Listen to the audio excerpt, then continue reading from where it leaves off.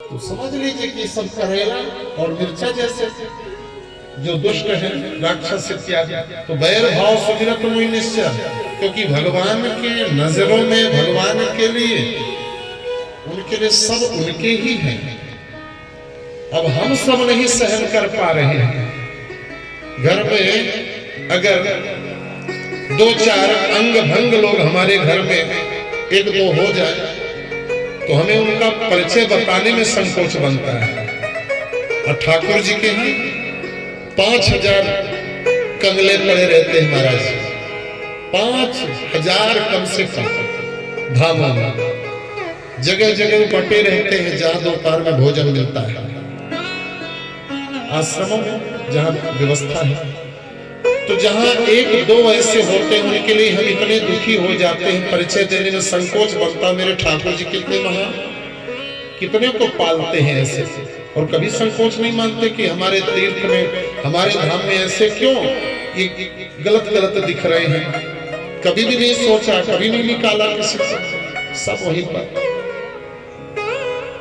ये मेरे राघव की, मेरे श्याम की ये व्यवस्था है, ये उनकी कृपा है, ये अनुग्रह है। कामम क्रोधम भयम, कोई काम भाव से, कोई क्रोध से इत्यादि। मैंने इसलिए उदाहरण दे दिया कि ये न कहना पड़े, अलग से व्याख्या न करना पड़े।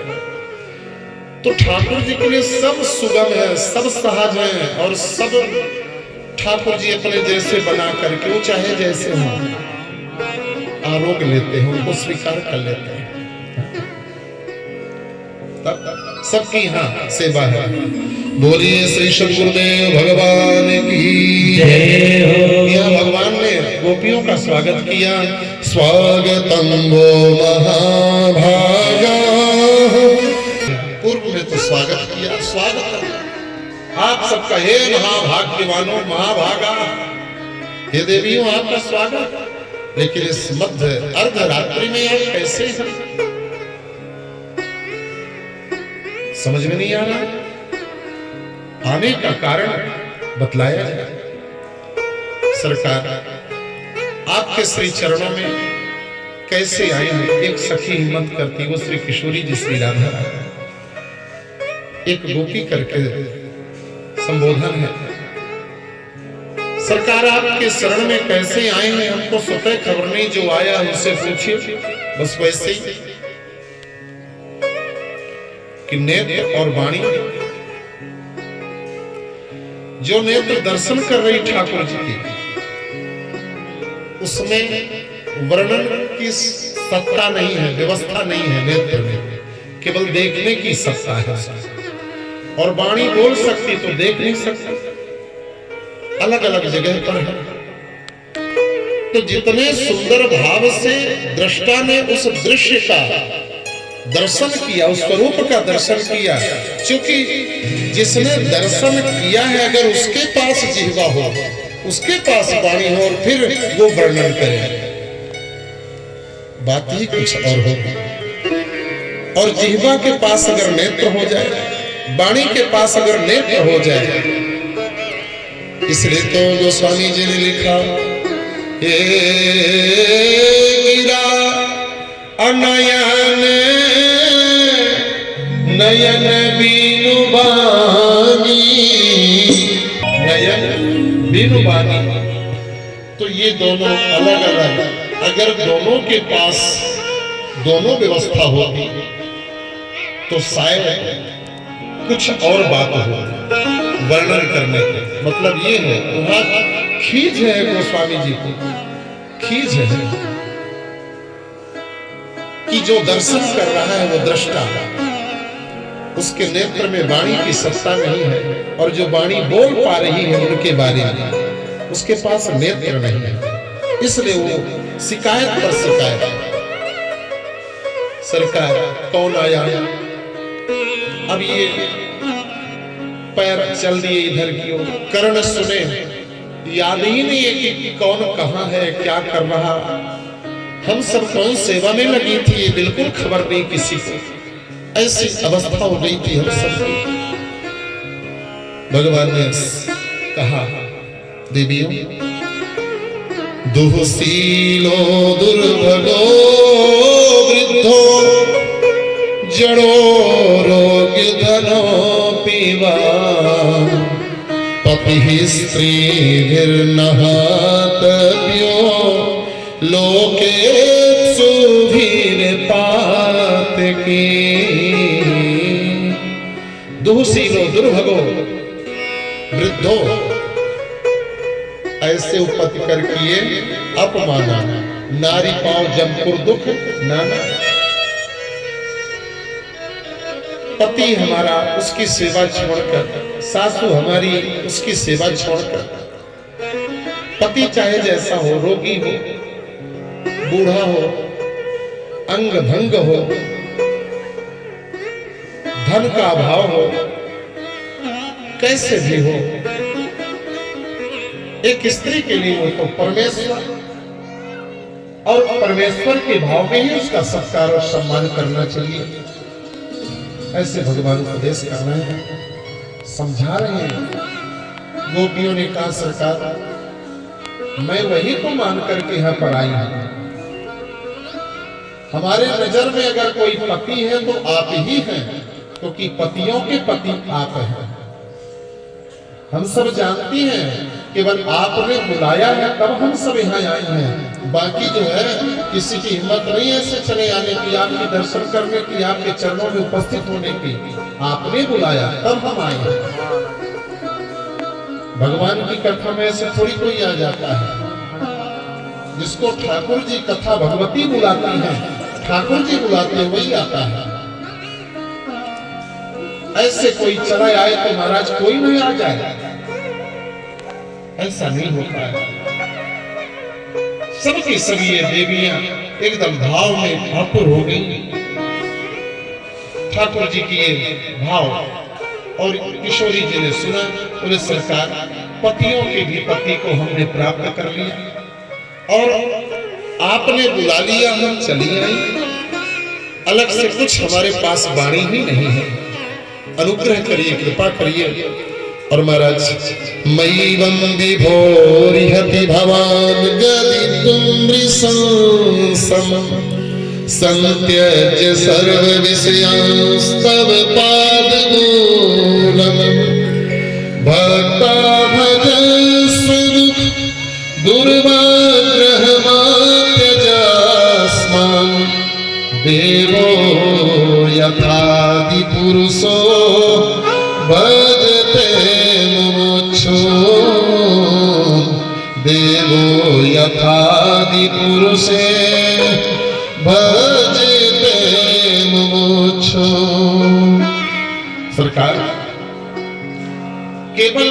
केवल आपका आश्रय ही सर्वोपरि है। अब तो महाराज इसके बाद रासक्रम प्रारंभ होता है, उसमें बाहु प्रसार परिरंभ कराय गोरु नीली स्तनालभनर्णमखाग्रपातै श्वेल्यावलोकहसितैर्व्रज सुन्दरीणां मुक्तं भयं प्रतिपतिं रमयं चकार। अद्भुत महाराज सुंदर ठाकुर जी के साथ रास का क्रम प्रारंभ होता है, लेकिन इसमें अभिमान देव स्थापित हो गए। अभी सुनाई है ये आ गए हृदय में। ठाकुर जी ने कहा मैं था, अब यहाँ कोई और आ गए हैं। तो जब कोई और आ जाता तो मैं नहीं रहता। वहां पर एक गोपी को लेकर, यानी श्री किशोरी जी श्री राधा रानी जी को लेकर के सरकार चल रही। अब ये सब की सब गोपियां बड़ी ही करुण क्रंदन की, बड़ी ही दुखी हुई। क्या करें, कैसे करें, कहां जाए। वो एक गोपी के भी मन में बड़ा अहंकार आ गया। श्री किशोरी जी श्री राधा हम इन सब में सुंदर हैं, इसलिए तो ये मुझे विलग करके ले आए। अच्छा, आप भी उसी रोग की रोगी हो गई। चलते चलते पद विन्यास करते हुए कहीं न कहीं आपको थकान हो गई, ऐसा हमें लग रहा। आइए मेरे कंधे पर विराज जाइए, जैसी इच्छा है आपकी। हो गया ठाकुर जी जो थे, और जैसे वो विराजने की कोशिश की उसी समय ठाकुर जी अंतर्धान हो गए। और जो इस समय की स्थिति हुई सब की सब ये गोपियों की जो अवस्था, पीछे से वो सब गोपियां श्री किशोरी जी को देखी, ओहो, क्योंकि उसके पूर्व जब वो सब गोपियां चली तो देख रही कि मेरे सरकार के साथ में एक कोई देवी भी साथ में चली है, उसके भी चिन्ह मिल रहे हैं, पद चिन्ह का दर्शन हो रहा है। वो बड़भागी है जिनको श्री सरकार ने अंग संग दिया है, अपने हृदय में स्थान दिया है, अपने तन में स्थान दिया है। वो कैसे अखबार भर करके चले हैं, क्यों? क्योंकि वो आपस का पद चिन्ह बतला रहा है, विलग विलग नहीं है। किसी पुरुष पद चिन्ह में स्त्री पद चिन्ह का मिलन है, इससे पता चलता है कि वो अखबार में भर करके चले हैं। इस प्रकार से संवाद है यहाँ पर। और जैसे श्री किशोरी जी का दर्शन हुआ, किशोरी जी को एकदम रोते हुए बिलखते हुए सब पूछती हैं तुलसिका से, अशोक से, वंश से, हे अशोक, आपको कहा गया है आप शोक हरण करने वाले हैं, क्या मेरे श्याम सुंदर को आपने देखा है? वो इस समय कितना कष्ट पा रहे होंगे, क्योंकि अपने श्री चरणों में उन्होंने पादप प्राण भी धारण नहीं कर रखा है। क्योंकि ठाकुर जी जब तक ब्रज में थे तब तक 12 वर्ष तक बिल्कुल जूतियां कैसे भी धारण किया ही नहीं, क्योंकि ये प्रेमियों की भूमि है। कई ऐसे महापुरुष महाराज अपने गुरुजनों की भूमि को देख करके, ये मेरे गुरुदेव की जन्मभूमि है, ये मेरे आचार्य की भूमि है, ये मेरे आचार्य का स्थान है, इसको दूर से ही देख करके अलोकवाच साष्टांगी दंडवत करते हुए चलते हैं, प्रणाम करते हुए चलते हैं। इस रज में मेरे ठाकुर जी लीला किए हैं, इस रज में मेरे ईश्वर लीला किए हैं, यहाँ पर पग विन्यास किए हैं, चले हैं। तो भगवान भी ऐसे सोचते हैं कि मेरे भक्त इस धाम में रहते हैं, इन भक्तों का जहाँ पर पग विन्यास हुआ उस स्थान पर मैं ज्योति धारण करके कैसे चलूं, बल्कि उनका पद रज में अपने शीश पर धारण करूं। ऐसे मेरे सरकार, मेरे गुरुदेव का और ठाकुर जी का भाव इस प्रकार से महाराज वहां पर पादप प्राण में सबसे पूछ रहे, तुलसी जी से पूछ रहे, तुलसी जी हवा की झोंका खाकर एक सखी करें, ये नहीं बतलाएंगी, इसलिए नहीं बतलाएंगी ये क्योंकि इनको क्षोभ हो जाएगा कि इनके स्थान को हम सब न ग्रहण कर लें। इनकी ठाठ बाट आपने देखा कि नहीं? सब लोग देखे। कौन ऐसे ठकुराइन है जो ठाकुर के सिर पर हमेशा विराजी रहती है महाराज? यही ठकुराइन तुलसी माई, तुलसी देवी, तुलसी ठकुराइन हमेशा शालिग्राम नारायण भगवान रघुनाथ जी के श्याम सुंदर के शीश पर सतत विराजी रहती है महाराज, कुछलाती रहती है। जिन ठाकुर जी के श्री चरणों के दर्शन के लिए, जिनके पद रज का कोई अंश प्राप्त हो जाए नेत्र में लगाने के लिए, वो ठाकुर जी के शीश पर वो विराजती हैं। देवी ये नहीं बतलाने वाली है, चलिए आगे किसी से पूछते हैं। तब तक वंश समूह है वहां पर, आप ही बता दीजिए ठाकुर जी कहाँ हैं। तब तक किसी और गोपी का ये भी नहीं बतलाएंगे, क्योंकि इनकी ही सगोत बांसुरी है, बांसुरी इन्हीं के बीच की है। ये बतला देंगे तो फिर इनके बांसुरी को क्षोभ न हो जाए। क्यों? क्योंकि वर्णन है ऐसे, ठाकुर जी जब विश्राम करते थे तो सरकार के यहाँ जब जब यज्ञ हुआ, कार्यक्रम हुआ, तो रास बिहारी सरकार ने कृपा किया, हाँ? तो वो भी लीला दिखलाते हैं रसिक जन कि ठाकुर जी बांसुरी को बगल में लिए हुए सोए हैं, विश्राम कर रहे हैं। तो श्री किशोरी जी आती है मध्य रात्रि में, वो देखती है कि बगल में बांसुरी विश्राम कर रही होगी। किशोरी जी को बड़ा क्षोभ लगता है, ये कितनी बड़भागी है, इसके बिना ये रह ही नहीं पाते हैं। जब उठेंगे कर्मठ भी बदलेंगे तो बाएं तरफ है, तो फिर दाहिने कर्मठ होना, तो बांसुरी को लेकर दाहिने तरफ फिर जाते हैं। देखा होगा आपने बच्चों को, उनकी गेंद, उनकी सीटी, बांसुरी, कुछ भी खेल का साधन, वो जग जाए तो फिर पकड़ लें हाथ। ऐसे मेरे ठाकुर जी उन वस्तुओं से प्रेम करते हैं क्योंकि उनके लिए वो चेतन है, वो पार्षद है, उनके लिए वो त्याग की है वो बांसुरी। ऐसे करके बोलिए श्री वृंदावन बिहारी लाल की जय हो, श्री सद्गुरुदेव भगवान की जय हो।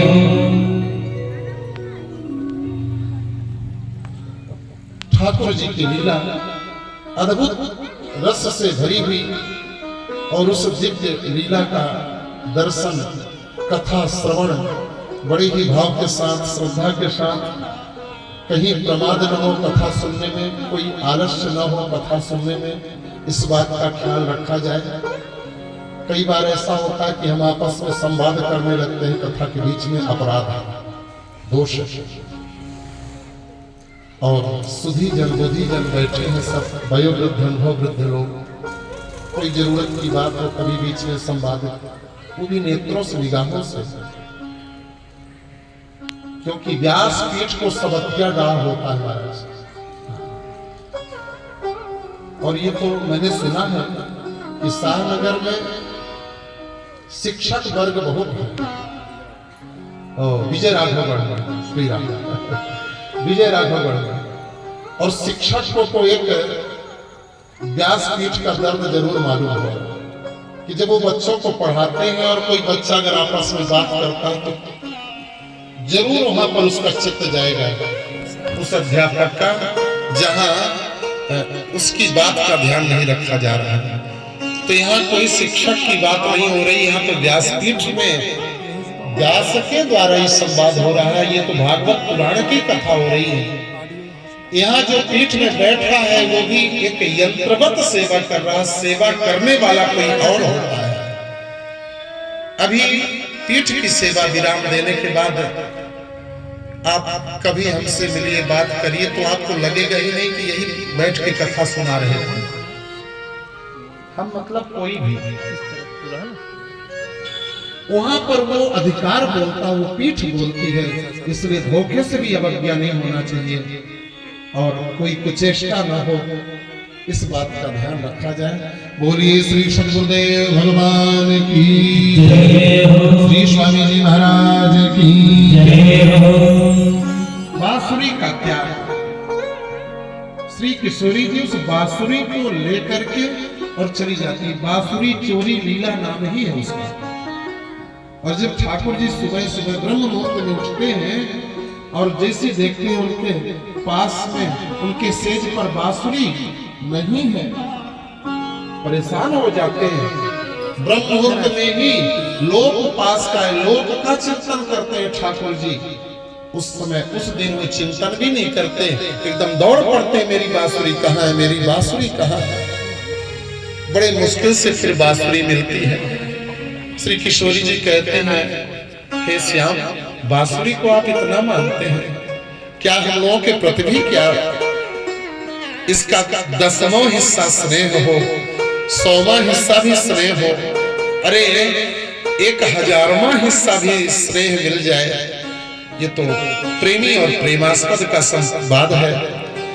ये तो रसिक शिरोमणियों का संवाद है। अपने रस के स्वर से उनकी चर्चा क्या करना, पर स्मरण मात्र केवल, क्या इतना ध्यान हम सब पर भी है।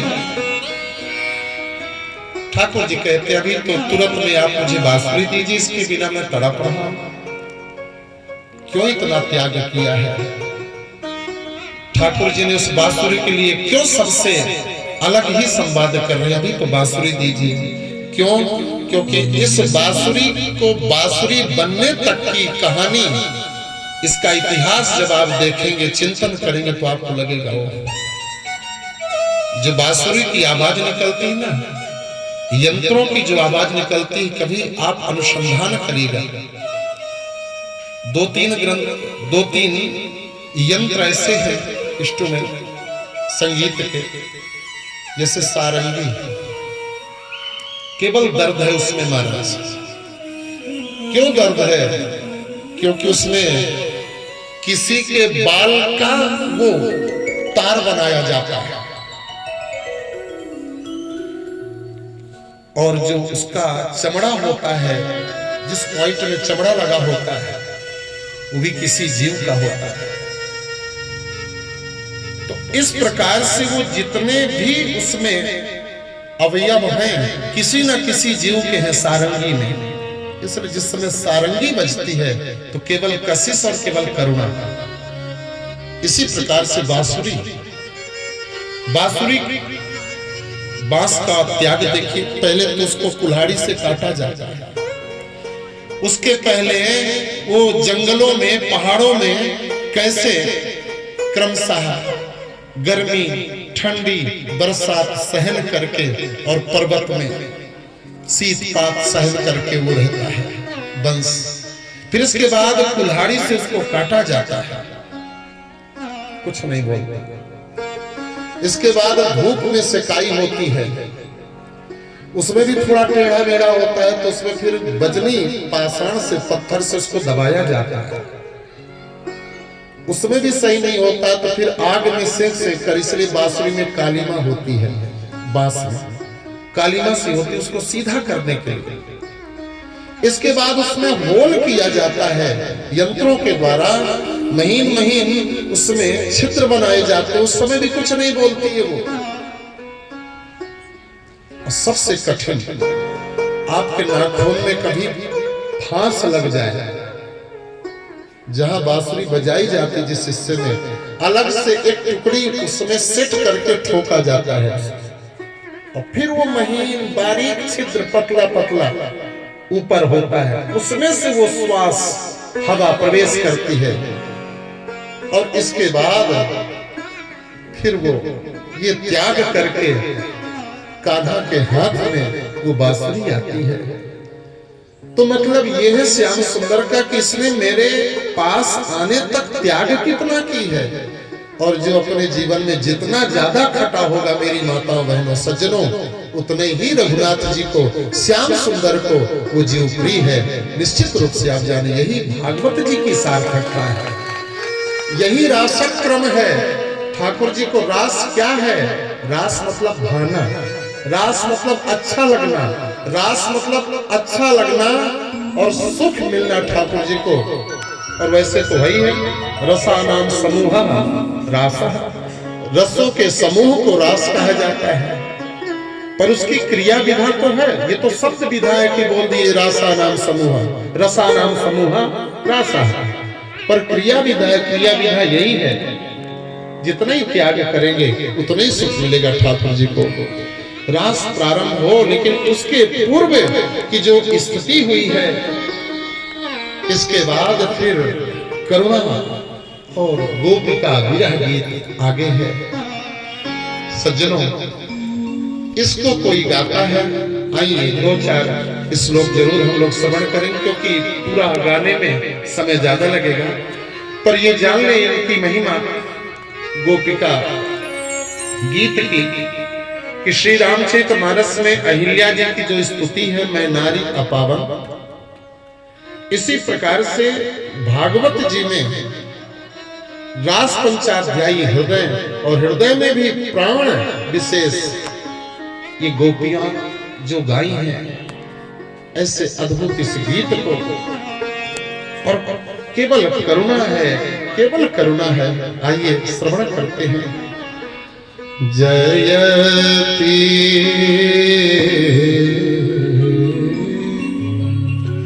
जयति तेधिकं